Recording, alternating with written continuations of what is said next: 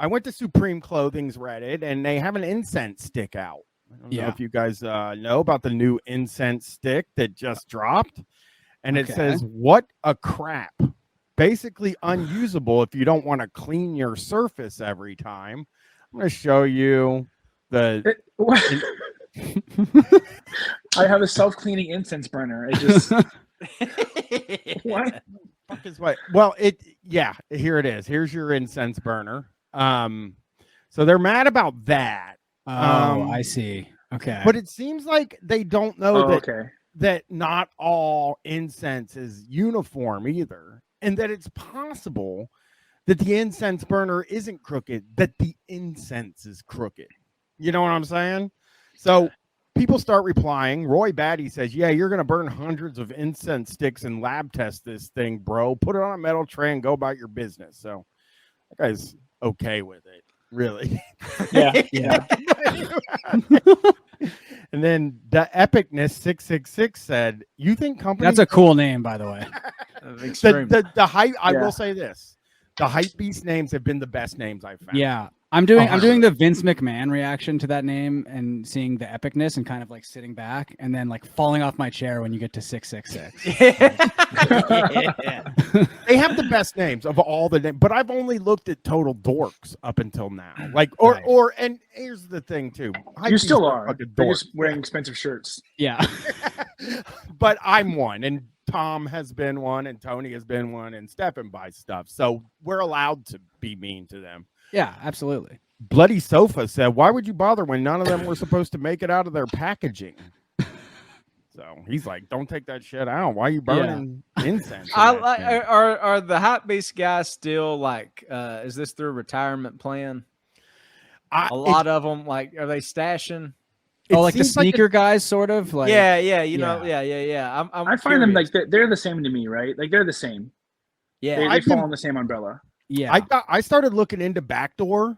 I don't know if you guys know what backdoor connections are in the Hypebeast world, but that is, a guy that works at the shoe store. You pay that guy a subscription fee. Like one guy said, he pays his guy $1,000 a month, and then he goes there and he gets his pick of all the new drops because the guy works at the store and can hook them up. And I was like, that might actually be a business. No, I was doing that in like 2007. We would what you would do is you would tell, because they would have like cities would have releases, because I was a big SB guy. I was a big SB guy in 2006. So I was like till like a little bit later, and they would have regional releases. So what you would do is you tell the home, hey, I'll buy you 2 pairs. You buy me 4 more, ship them my way.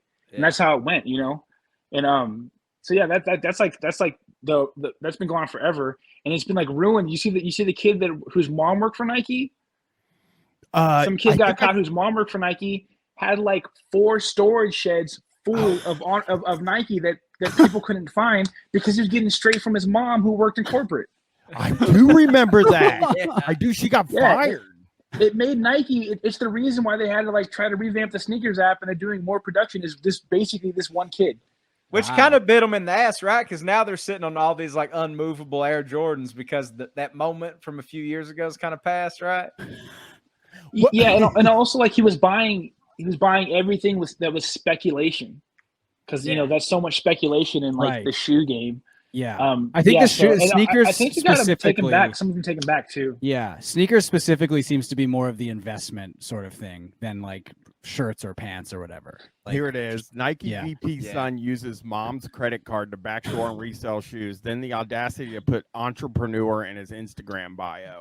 Hey, where's the lie? Where's the lie? I mean, he's a scammer, right? That's what entrepreneurs are, basically, right? Good point. Yeah. Ann Hebert, a Nike employee of 25 years who most recently served as VP overseeing its North American business, left the company on Monday, according to an internal email viewed by Complex. We thank Ann for her more than 25 years with Nike and wish her well.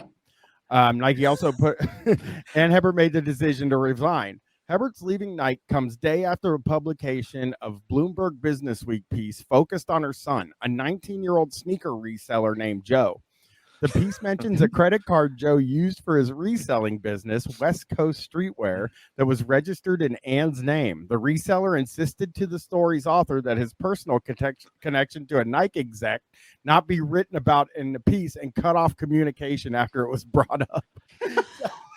Got lost in the sauce, bro. You wanted a little clout. You don't do a story on yourself if that's how you're doing your business, man. You can't do that. You imagine having like a $400,000 a year gig that your shithead kid like knocks you out of because you start something called West Coast Sneakers Emporium or whatever. Listen to this part. Ann Hebard's purview at Nike included its sneakers app, a destination for coveted product. Because whenever I see people talking about the sneakers app online, it's just them complaining about it. They never hate it. Yeah, I have a Reddit guy that is so mad at it.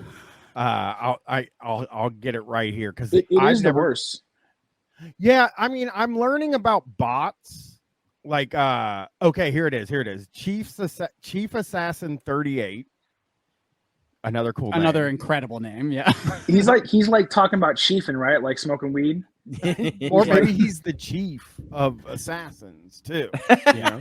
Let's not rule that out. Fuck sneakers, fuck Nike, fuck you backdooring ass little bitches, fucking the game up. I'm done. Have it. QC's going to shit.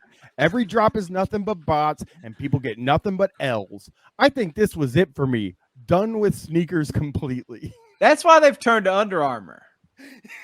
I think that's true. So I'm on the Livestock website right now, which is it's a Canadian sort of I would say it's like a streetwear store, like a Hypebeast store. Bryan, I've told Bryan he needs to go there when he's in Toronto this weekend. I got this hat there, this sweater there. I love it. It's great. But one thing I've noticed, and this is maybe the last couple of years, but the big shoe brands at these places are it's like Salomon or Asics, Merrill, like all these kind of outdoorsy or running. Yeah. So I think that's a good point, Tom. I think maybe because of that, people are just we got to try something else here. You know. Well, this kid that got in trouble. His mom got in trouble. Listen to this shit. The Bloomberg Business Week story sparked outrage online, where commenters questioned whether the young Hebert was gaining unfair access to limited edition sneakers with the help of his mother. Some brought up the 6 pairs of rare Nike mags, which sell for $12,000. For people that don't know what those are the shoes from Back to the Future. 12? You said 12? Six of them. He had 6 pairs. $12,000. That's 12 individuals. That's insane. They're the shoes from Back to the Future, and they do the fastening. Like that shoe. Also, it should be when they brought that out. They were auctioning those off to raise money for Parkinson's disease for Michael J. Fox. So that means that this little bastard took 6 pairs, and they were selling for 20, 30, 40 grand a pop. Yep. Out of Parkinson's research to flip for his own benefit. This totally you can't have 6 pairs. You're telling yourself that's a tell. You floss too much, your gums will bleed.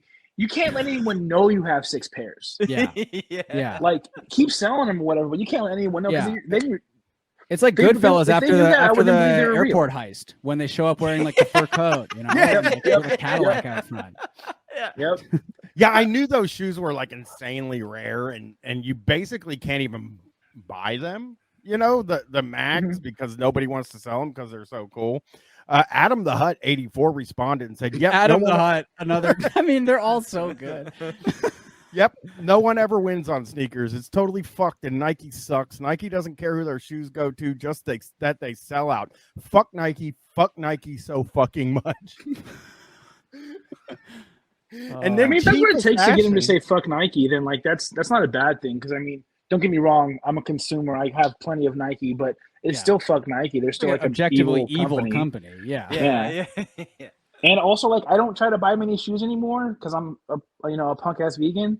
And but every once in a while, there's a pair of shoes that fits my criteria, and I try to win them, and I can't win them, and I only try 4 or 5 times a year, and I still can't win it. So yeah, I'm also fucking for those reasons too. Tony, go for the the Asics. They're great. Yeah, the Asics are sick, and they have all the recycled materials. Yeah.